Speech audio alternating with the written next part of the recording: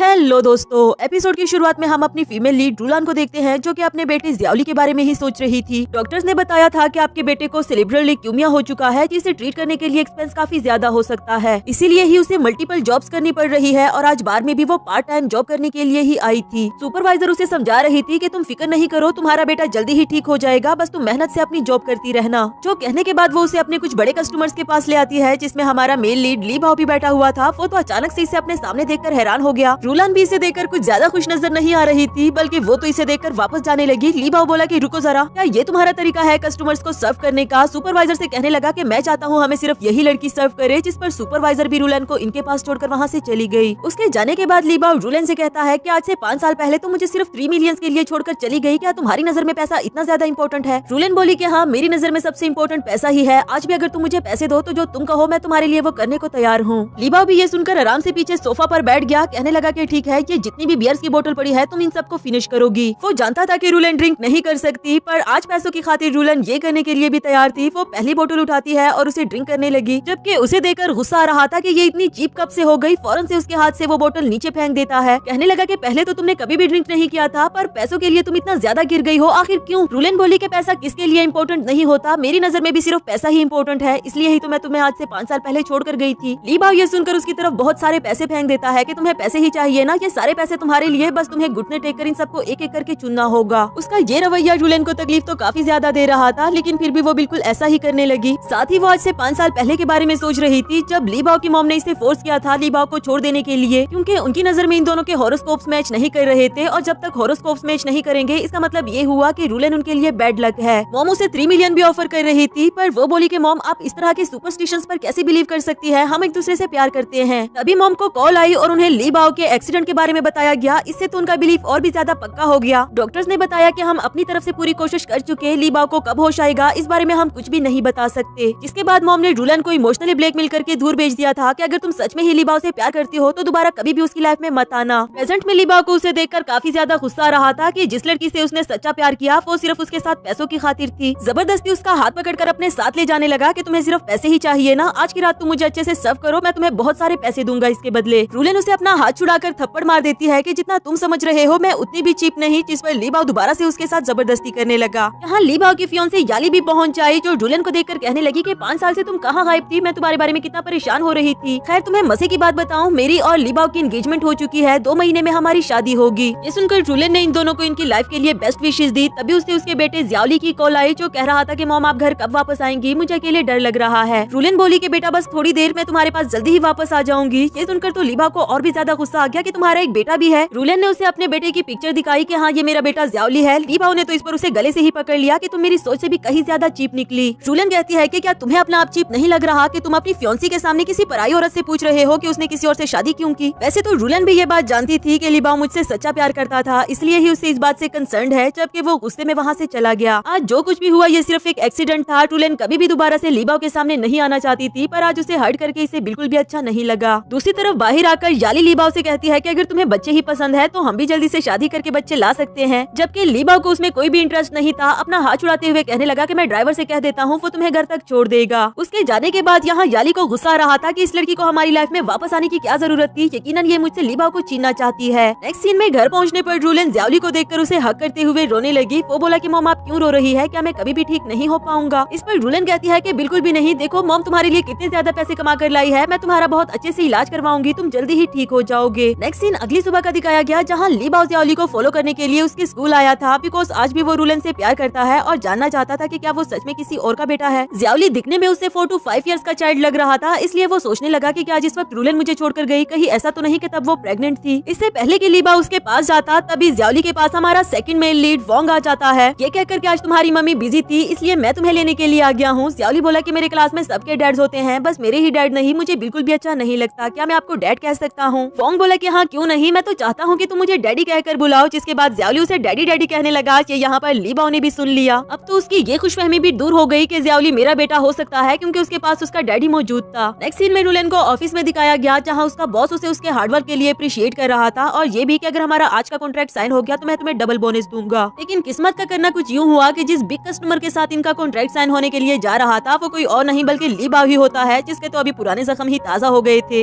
रूलन को यहाँ पर देखकर वो कंपनी के प्रेसिडेंट से कहने लगा कि ये कॉन्ट्रैक्ट साइन नहीं हो सकता। वो बोला कि क्यों नहीं हो सकता, कोई तो वजह होगी, जिस पर ली बाओ ने इसकी वजह रूलन बताई। साथ ही वो उठकर वहाँ से जाने लगा कि जब तक ये लड़की इस कंपनी में है तब तक मैं तुम लोगों के साथ कोई भी कॉन्ट्रैक्ट साइन नहीं करने वाला। अब ये तो उस कंपनी के लिए बहुत बड़ा लॉस था। उसने फौरन से रूलन को फायर कर दिया। वो कहने लगी कि आप ऐसा कैसे कर सकते हैं, मैंने पिछले 5 सालों से इस कंपनी के लिए कितनी मेहनत की। इवन के वो ली बाओ की भी मिन्नतें करने लगी कि प्लीज मुझे इस जॉब की सख्त जरूरत है, मेरा बेटा बीमार है। जबकि ली बाओ तो अभी अभी उसके बेटे को वोंग के साथ देखकर आया था, उसे गुस्सा आ रहा होता है। उसका हाथ झटकते हुए बोला कि मुझे अपने गंदे हाथों से टच मत करो। रूलन तो ये सुनकर एक लफ्ज भी नहीं कहती और खुद ही वहाँ से चली गई। जबकि ली बाओ अभी भी उनके साथ कॉन्ट्रैक्ट साइन नहीं करता। इस पर तो सीईओ को सारा का सारा गुस्सा रूलन पर ही आ रहा था। उसका सामान फेंकते हुए कहने लगा कि तुम अभी भी यहीं खड़ी हो। इसमें एक छोटा सा टेडी बियर भी होता है जो कि ली बाओ ने उसे फर्स्ट गिफ्ट दिया था और रूलन इस पर काफी ज्यादा खुश हो रही थी। गुस्से में उससे पूछने लगा कि तुमने आज भी इसे संभाल कर क्यों रखा हुआ है, आखिर तुम इसे प्रूफ क्या करना चाहती हो। रूलन भी उसके सामने ब्रेव बनकर उस टेडी बियर को कैंची से काट देती है, ये कहकर के ये मेरे लिए सिर्फ कचरा है, अब तो तुम सेटिस्फाइड हो गए होगे ना। और फिर एक फ्रेम उठाते हुए वहाँ से चली गई जिसमें उसकी और ज़ियाओली की पिक्चर थी। जहाँ इस कंपनी का सीईओ ली बाओ से कहने लगा कि क्या प्लीज आप ये कॉन्ट्रैक्ट साइन कर सकते हैं। जिस पर ली बाओ बोला कि तुम्हारी कंपनी के साथ कॉन्ट्रैक्ट साइन करना तो दूर की बात, मैं तुम्हारी कंपनी का नामो निशान भी मिटा दूंगा। असल में वो तो रूलन को जानबूझकर टॉर्चर कर रहा था, पर ये वो कभी भी नहीं चाहेगा कि उसे कोई और टॉर्चर करे। जाते हुए उसने रूलन को देखा जो कि ज़ियाओली की पिक्चर को देखकर रो रही थी। इधर ली बाओ दिल ही दिल में कहने लगा कि तुमने जो कुछ मेरे साथ किया इसके लिए मैं तुम्हें कभी भी माफ नहीं करूंगा। उसके जाने के बाद यहाँ रूलन को कॉल आती है कि ज़ियाओली की तबीयत बिल्कुल भी स्टेबल नहीं, आप जल्दी से हॉस्पिटल पहुँच जाओ। जो सुनकर वो फौरन से हॉस्पिटल जाने लगी। हॉस्पिटल पहुँचने पर डॉक्टर ने बताया कि ज़ियाओली को बचाने का अब सिर्फ एक ही रास्ता है कि उसका मैच बोन मैरो ढूंढा जाए जो कि सिर्फ उसके रिलेटिव्स का ही हो सकता है। डॉक्टर्स की ये सारी बातें सुनने के बाद अगले ही सीन में वो ली बाओ के घर पहुंच आई थी, जहां सबसे पहले सामना उसका याली से हुआ। वो इसे बिल्कुल भी अच्छे से ट्रीट नहीं करती कि तुम अब मुझसे मेरे फियांसी को भी छीनना चाहती हो। रूलन बोली कि मैं ऐसा कुछ भी नहीं चाहती, पर अगर उसने मेरी मदद नहीं की तो मेरा बेटा मर जाएगा। याली बोली कि तुम्हारे बेटे से ली बाओ का क्या लेना देना, जिस पर रूलन ने बताया क्योंकि वो ली बाओ का बायोलॉजिकल सन है। याली को तो इस पर बहुत ज्यादा गुस्सा आ गया। तब तक वहाँ ली बाओ भी पहुँच चुका था, जिसने ये सुन लिया। कहने लगा कि क्या तुम सच कह रही हो। वो बोली कि हाँ मैं सच कह रही हूँ, मुझे अपनी प्रेगनेंसी के बारे में तब पता चला जब मैं तुमसे बहुत दूर जा चुकी थी। इसके बाद मैंने अपने बेटे को अकेले ही राइज किया, पर आज उसे तुम्हारी जरूरत है। पर ली बाओ उसकी बातों का यकीन क्यों करता, उसने तो अपनी आंखों से देखा था जब ज़ियाओली वोंग को डैडी कह रहा था। इसलिए वो उसके साथ बहुत बुरी तरह से पेश आने लगा कि तुम मुझसे इतना बड़ा झूठ कैसे बोल सकती हो। रूलन उसकी मिन्नतें करने लगी कि प्लीज मेरी बात मान लो, मैं तुमसे झूठ नहीं बोल रही, हमारा बेटा मरने वाला है। साथ ही वो उससे माफी भी मांगती है कि मैंने तुम्हें हमारे बेटे के बारे में पहले नहीं बताया, पर वो तुम्हारा ही खून है, अगर तुम चाहो तो डीएनए टेस्ट करवा लो। आखिरकार ली बाओ बोला कि ठीक है, मैं तुम्हारे बेटे की जान बचाने के लिए तैयार हूँ, पर मेरी एक शर्त है कि तुम्हें मेरे साथ नाइट स्पेंड करनी होगी। असल में वो जानना चाहता था कि अगर ज़ियाओली सच में ही मेरा बेटा है तो रूलन को मेरे साथ नाइट स्पेंड करने में कोई भी इशू नहीं होगा, पर अगर वो किसी और की वाइफ हुई तो कभी भी नहीं मानेगी। रूलन पहले तो मान गई कि अगर तुम ज़ियाओली की जान बचा लो तो जैसा तुम कहोगे मैं वैसा ही करूंगी, पर जब ली बाओ बोला कि आज और अभी, तो उसने इसे थप्पड़ मार दिया कि हमारा बेटा आईसीयू में पड़ा हुआ है और तुम्हें उसकी जरा भी परवाह नहीं। अपने पास से नाइफ निकालते हुए बोली कि इससे तो बेहतर होगा तो मुझे यहीं पर ही मार डालो। जबरदस्ती ही उसने ली बाओ के हाथ तो खुद को नाइफ से हिट कर दिया, जबकि ली बाओ तो ऐसा कभी भी नहीं चाहता था। नेक्स्ट सीन हॉस्पिटल का दिखाया गया, जहाँ रूलन ली बाओ को हॉस्पिटल ले आई थी। डॉक्टर से कहने लगी कि ये ज़ियाओली का फादर है, इसका बोन मैरो जरूर मैच करेगा। यहाँ वोंग को देखकर ली बाओ को गुस्सा आ गया। कहने लगा कि यही वो लड़का है जिसे ज़ियाओली डैडी कह रहा था, आखिर इसका तुम दोनों के साथ क्या रिलेशनशिप है। वोंग बोला कि यकीनन आपको कोई गलतफहमी हो गई होगी, असल में ज़ियाओली चाहता था कि उसका भी कोई डैड हो, तो मैंने उसे कहा कि तुम मुझे डैडी कहकर बुला सकते हो। इतना सब कुछ जान लेने के बावजूद भी उसने एक शर्त रख दी कि मैं बोन मैरो के साथ साथ डीएनए टेस्ट भी कराऊंगा, ताकि मुझे 100% यकीन हो जाए कि ज़ियाओली मेरा ही बेटा है। इसके लिए रूलन भी मान गई क्योंकि इसमें कोई शक की बात भी नहीं थी। थोड़ी ही देर में डीएनए टेस्ट का रिपोर्ट आता है। ली बाओ आते साथ ही रूलन पर चीखने चिल्लाने लगा कि अगर ज़ियाओली सच में ही मेरा बेटा है तो फिर मेरा बोन मैरो उसके साथ मैच क्यों नहीं किया। इस बात का यकीन तो रूलन को भी नहीं आ रहा था कि आखिर ऐसा कैसे हो सकता है। तभी नर्स ने आकर बताया कि मिस्टर आप जो रिपोर्ट लेकर आए हैं वो गलत है, आपकी रिपोर्ट ये रही, जिसमें उसका बोन मैरो सक्सेसफुली ज़ियाओली के साथ मैच कर गया था। लेकिन वो इस पर भी रिलाई नहीं करना चाहता और डीएनए टेस्ट की रिपोर्ट का वेट करना चाहता है ताकि वो सच्चाई जान सके। कुछ ही देर में अर्जेंट बेसिस पर डीएनए की रिपोर्ट भी आ गई जो कि इससे बिल्कुल अगेंस्ट थी। उसे ये साबित हो रहा था कि ज़ियाओली ली बाओ का बायोलॉजिकल बेटा नहीं। असल में ये झूठी रिपोर्ट बनवाई गई थी क्योंकि याली ने इसके लिए लैब असिस्टेंट को बहुत बड़ी रकम पे की, क्योंकि वो कभी भी नहीं चाहती कि ली बाओ उसे छोड़कर जाए। इधर ली बाओ को तो रिपोर्ट देखकर काफी ज्यादा गुस्सा आ रहा था। रूलन बोली कि नहीं ये गलत रिपोर्ट है, मैं सच कह रही हूँ, मेरी बात का यकीन करो, ज़ियाओली तुम्हारा ही बेटा है। डॉक्टर बोला कि ऐसा तो बिल्कुल भी नहीं हो सकता, हमारे लैब असिस्टेंट से गलती नहीं हो सकती। ली बाओ के पास रूलन पर यकीन करने की कोई भी वजह नहीं थी। ये कहते हुए जाने लगा कि चाहे मेरा बोन मैरो मैच भी कर रहा है, मैं फिर भी ट्रांसप्लांट नहीं करूंगा। रूलन के पास अब कोई भी चारा नहीं था सिवाय उसकी मिन्नतें करने के, तो वो ऐसा ही करने लगी कि प्लीज मत जाओ, हमारा बेटा मर जाएगा, वो तुम्हारा ही खून है, तुम्हें मेरी बात का यकीन क्यों नहीं आ रहा। ली बाओ बोला कि मुझे इससे कोई भी फर्क नहीं पड़ता, क्या तुमने मेरे बारे में सोचा कि मैं कैसे रहा जब तुम मुझे छोड़कर गई। इतनी मिन्नतों के बावजूद भी वो जरा नहीं पिघला, वहाँ से जाने लगा। तभी नर्स ने रूलन को बताया कि मिस हमें कोई और बोन मैरो ढूंढना होगा, क्योंकि आपके बेटे की कंडीशन बहुत सीरियस है, हम तो ये भी नहीं कह सकते कि वो रात तक भी जिंदा रह पाएगा या या नहीं, और नर्स की ये बात यहाँ लीबाओ ने भी सुन ली। फिर वो गाड़ी तक तो पहुँच आया पर वो यहाँ से जा